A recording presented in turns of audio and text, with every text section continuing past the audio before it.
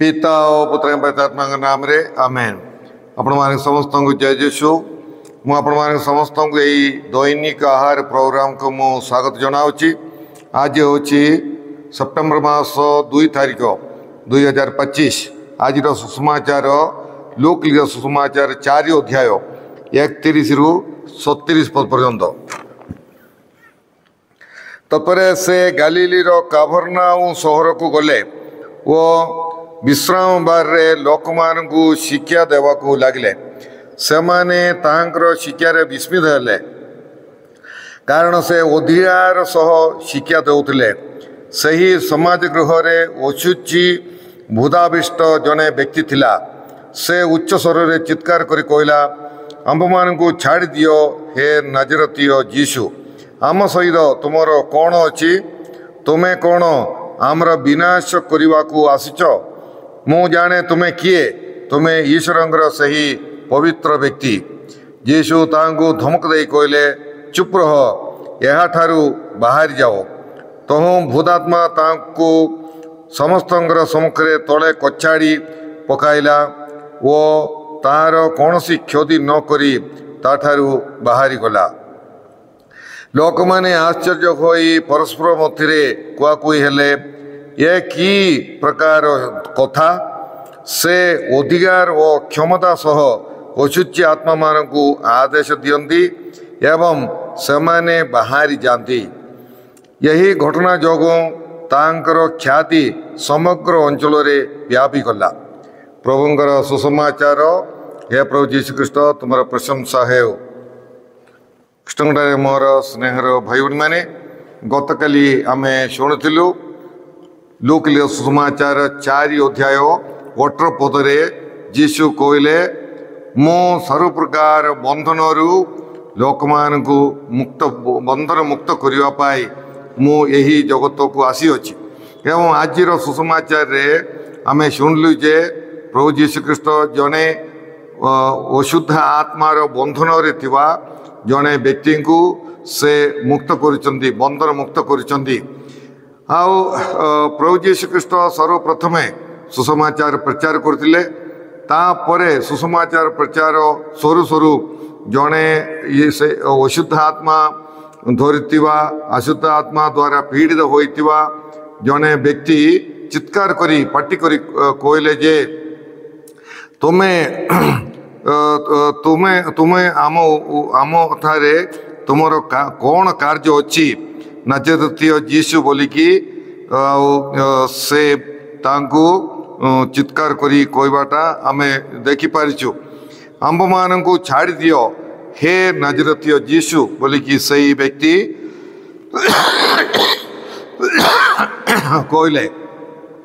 आउ से जतबेले यीशु जतबेले सुसमाचार प्रचार कले सेतबेले से शैतान से अशुद्ध आत्मा से भूतात्मा से लोकटारे रही पारला नहीं।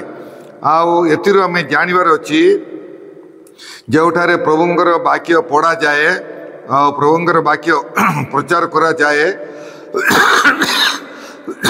यीशुंकर नाम रे प्रार्थना करा जाए, सेतबेले सही अंचल रे शैतान रही पारिबो नहीं बोलिक आम जापर। तेणु प्रिय भाई भाई मैंने शैतान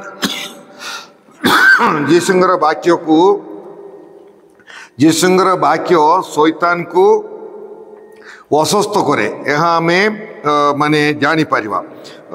तेणुक आम आमर परिवार रे आमर अनुष्ठान गुड़िक आम प्रभुंकर वाक्य पढ़ा जद्वारा आम आम ठारे थिबा आमर परिवार रे थिबा अशुद्ध शक्ति गुड़िक बहुत प्रयोग नथिले मत विभिन्न प्रकार अशुद्ध शक्ति गुड़िक थाउची आ ये सब दूर जीव एवं आमर आमे निजे पवित्र होई पारिबा। आमर घर परिवार सब आमर अनुष्ठान सब पवित्र हब। योहन लिखित सुसमाचार 15 अध्याय 3 पदरे प्रभु जीशु ख्रीष्ट कहती, मु जो वाक्य कही अच्छी से वाक्य द्वारा तुम्हें माने पवित्र होई अछ। तेणुक ईश्वरंगर वाक्य यीशुंगर वाक्य आम मान को पवित्र करे। ତାହା ଯେଉଁଠାରେ ଘୋଷଣା କରାଯାଏ ସେହି ଜାଗାକୁ ମଧ୍ୟ ପବିତ୍ର କରିବାର ଶକ୍ତି ସେହି ବାକ୍ୟର ଅଛି। ଏହା ଆମେ ବିଶ୍ୱାସ କରିବା ଏବଂ ଆମର ଘର ପରିବାରରେ ଏହି ବାକ୍ୟ ଗୁଡ଼ିକ ଉଚ୍ଚରେ ଆମେ ପଢ଼ିବା, ଯାହାଦ୍ୱାରା ଅଶୁଦ୍ଧ ଆତ୍ମା ଅଶୁଦ୍ଧ ଶକ୍ତି ଆମର ଘର ପରିବାର ଠାରୁ ଦୂର ହୋଇଯିବ। ଆମେ ଶାନ୍ତି ଅନୁଭବ କରିପାରିବା, ଈଶ୍ୱରଙ୍କର ଅନୁଗ୍ରହ ଆମେ ପାଇପାରିବା।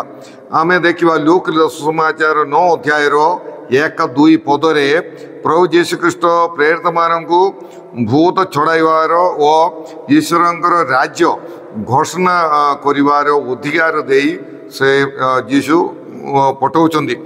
ଆଉ ସେହିପରି ସେମାନଙ୍କୁ ସର୍ବପ୍ରକାର ଭୂତ ଛଡ଼ାଇବାର ଶକ୍ତି ଅଧିକାର ପ୍ରଦାନ କରିଛନ୍ତି।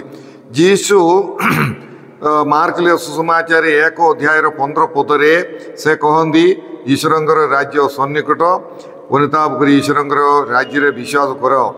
ଏଥିରୁ ଆମେ ଜାଣିପାରିବା ଯୀଶୁ ତାଙ୍କ ଦ୍ୱାରା ଏବଂ ତାଙ୍କର ଶିଷ୍ୟମାନଙ୍କ ଦ୍ୱାରା ପ୍ରେରିତମାନଙ୍କ ଦ୍ୱାରା ସ୍ୱର୍ଗ ରାଜ୍ୟ ଈଶ୍ୱରଙ୍କର ରାଜ୍ୟ ଏହି ଜଗତରେ ସ୍ଥାପନା କରିବା ପାଇଁ ଆସିଥିଲେ। ଆଉ ଯୀଶୁ ଆଜି ଏହି କାର୍ଯ୍ୟ ପୂର୍ଣ୍ଣ କରିବା ପାଇଁ ପିଶାଚର ସେହି ରାଜ୍ୟକୁ ଧ୍ୱଂସ କରିବାଟା ଆମେ ଦେଖିପାରିବା। ପିଶାଚଙ୍କୁ ତୋଡ଼ି ଦେଇକି ପିଶାଚଙ୍କର ଶାସନକୁ ଦୂର କରିବା ପାଇଁ ଯୀଶୁ ଚେଷ୍ଟା କରିବାଟା, ଯୀଶୁ ଦୂର କରିବାଟା, ତାଙ୍କର ଶାସନକୁ ଦୂର କରିବାଟା ଆମେ ଦେଖିପାରିବା। ତେଣୁ ପ୍ରିୟ ଭାଇ ଭଉଣୀମାନେ, ବିଭିନ୍ନ ସ୍ଥାନରେ ପ୍ରଭୁ ଯୀଶୁଖ୍ରୀଷ୍ଟ ଲୋକମାନଙ୍କୁ ଅଶୁଦ୍ଧ ଆତ୍ମା ଠାରୁ ରକ୍ଷା କରିବାଟା ଆମେ ଦେଖିପାରିବା।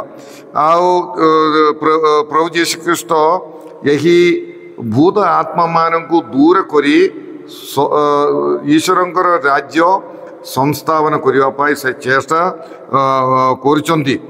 ଆଉ ଆମ୍ଭମାନଙ୍କୁ ମଧ୍ୟ ସେହି ସ୍ୱର୍ଗ ରାଜ୍ୟର ସଦସ୍ୟ ହେବା ପାଇଁ ପ୍ରଭୁ ଯୀଶୁଖ୍ରୀଷ୍ଟ ଆମ୍ଭମାନଙ୍କୁ ଆହ୍ୱାନ କରୁଛନ୍ତି। ତେଣୁକରି ପ୍ରଭୁଙ୍କ ଠାରେ ବିଶ୍ୱାସ କରି ପ୍ରଭୁଙ୍କର ବାକ୍ୟ ପଢ଼ିକି ଆମେ ସେ ଅଶୁଦ୍ଧ ଆତ୍ମା ଅଶୁଦ୍ଧ ଶକ୍ତି ଆମଠାରୁ ଦୂର କରି ଆଉ ଅନ୍ୟମାନଙ୍କ ଠାରୁ ଦୂର କରି ଆମେ ଈଶ୍ୱରଙ୍କର ରାଜ୍ୟ ଏହି ପୃଥିବୀରେ ଆଣିବା ପାଇଁ ଆମେ ଚେଷ୍ଟା କରିବା। ଆଉ ଆଜି ଆମେ ପ୍ରଭୁ ଯୀଶୁଖ୍ରୀଷ୍ଟଙ୍କର ଶିଷ୍ୟ ହୋଇକି ଆମ ପ୍ରଭୁ ଯୀଶୁଖ୍ରୀଷ୍ଟ ପ୍ରେରିତମାନଙ୍କୁ ଦେଇଥିବା ଶକ୍ତି ଆମ୍ଭମାନଙ୍କୁ ମଧ୍ୟ ସେ ପ୍ରଦାନ କରିଛନ୍ତି। ତେଣୁକରି ଆମ୍ଭେମାନେ ମଧ୍ୟ ପ୍ରାର୍ଥନା ଉପବାସ ମାଧ୍ୟମରେ ଅଶୁଦ୍ଧ ଶକ୍ତି ଗୁଡ଼ିକ ବା ଭୂତ ଆତ୍ମାମାନଙ୍କୁ ଦୂର କରିବା ପାଇଁ ଆମେ ଚେଷ୍ଟା କରିବା। ପ୍ରଭୁ ଲୁକ ସୁସମାଚାର ଅନୁସାରେ ଆଜିର ଯେଉଁ ଆଶ୍ଚର୍ଯ୍ୟ କର୍ମ ଆଉ ଭୂତାତ୍ମାଙ୍କୁ ଘୋଡ଼ିବା ବିଷୟ ଆମେ ଶୁଣିଲୁ। ଏହା ହେଉଛି ଲୁକ ସୁସମାଚାର ଅନୁସାରେ ସର୍ବପ୍ରଥମ ଆଶ୍ଚର୍ଯ୍ୟ କର୍ମ। ଆଉ ଏଥିରୁ ଆମେ ଜାଣିପାରିବା ଯେ ଯୀଶୁ ମାନେ ଭୂତାତ୍ମାଙ୍କୁ ଦୂର କରିବା ପାଇଁ ତାଙ୍କର କେତେ ଚେଷ୍ଟା ଅଛି, ଏହା ଆମେ ଜାଣିପାରିବା। ପ୍ରିୟ ଭାଇ ଭଉଣୀମାନେ, ଆଉ ପ୍ରଭୁ ଯୀଶୁଖ୍ରୀଷ୍ଟ ଚାହୁଁଛନ୍ତି ଆମେ ସମସ୍ତେ ଏହି ଅଶୁଦ୍ଧ ଶକ୍ତି ଠାରୁ ଦୂରେ ରହିବା। ତେଣୁକରି ଆମେ ପ୍ରାର୍ଥନା ମାଧ୍ୟମରେ ବାକ୍ୟ ପଢ଼ିବା ମାଧ୍ୟମରେ ଆମେ ଏହି ମନ୍ଦ ଶକ୍ତିକୁ ଦୂର କରିବା ପାଇଁ ଆମେ ଚେଷ୍ଟା କରିବା। ଆମର ବେଳେବେଳେ ଗୋଟେ ଅନ୍ଧବିଶ୍ୱାସ ରହୁଛି ଯେ ଭୂତ ଆତ୍ମା ବୋଲି କହିଲେ ମରିବା ଲୋକର ଆତ୍ମା ଫେରି ଆସୁଛି, ଜଣଙ୍କ ଠାରେ ପ୍ରବେଶ କରି ତାଙ୍କୁ ଭୂତ ଧରିଛି ବୋଲିକି ଆମେ କହୁଛୁ, ତାଙ୍କଠାରେ ବାସ କରୁଛୁ ବୋଲି ଆମେ ଭାବୁଛୁ। ଏହା କେବେ ହେଲେ ଠିକ୍ ନୁହେଁ, କାରଣ ଜଣେ ମୃତ ବ୍ୟକ୍ତିର ଆତ୍ମା ସେ ଈଶ୍ୱରଙ୍କ ପାଖକୁ ଯାଏ, ସେ ପୃଥିବୀରେ ବୁଲୁନାହିଁ। ଆଉ ସେ ଈଶ୍ୱରଙ୍କ ପାଖକୁ ଯାଇ ସେ ସ୍ୱର୍ଗକୁ ଯାଏ, ନହେଲେ ନରକକୁ ଯାଏ, ନହେଲେ ସେ ପ୍ରାୟଶ୍ଚିତ ସ୍ଥାନକୁ ସେ ଯାଏ। ତେଣୁକରି ସେଇ ଅନ୍ଧବିଶ୍ୱାସ ଗୁଡ଼ିକ ଆମେ କରିବା ମାନେ ଠିକ୍ ନାହିଁ। ତେଣୁକରି ପ୍ରିୟ ଭାଇ ଭଉଣୀମାନେ, ଆମ୍ଭେମାନେ ଈଶ୍ୱରଙ୍କର ବାକ୍ୟ ପଢ଼ିକି ଈଶ୍ୱରଙ୍କ ଠାରେ ବିଶ୍ୱାସ କରି ପ୍ରଭୁଙ୍କର ସେଇ ରାଜ୍ୟକୁ ଆମର ପରିବାରରେ, ଆମର ସମାଜରେ, ସାରା ଜଗତରେ ଆଣିବା ପାଇଁ ଆମେ ଚେଷ୍ଟା କରିବା। से आम प्रभुंर शक्ति अनुग्रह मागिबा।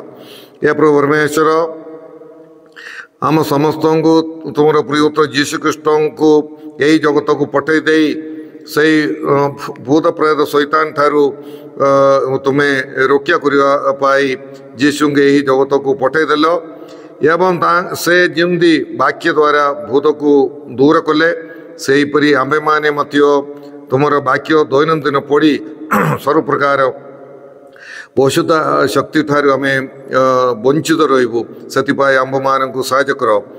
हे प्रभु यही प्रोग्राम देखुवा सकल भाई भाई मान तुम्हें आशीर्वाद कर। ये सब प्रार्थना आम करुचु तुम प्रिय जीशुख्रीष्ट मध्यस्थारे आमे। सर्वशक्तिमान परमेश्वर पिता और पुत्र एवं पवित्रात्मा आपण मान समस्त आशीर्वाद प्रदान करंतु आमेन। आपण मान समस्त जय जीशु।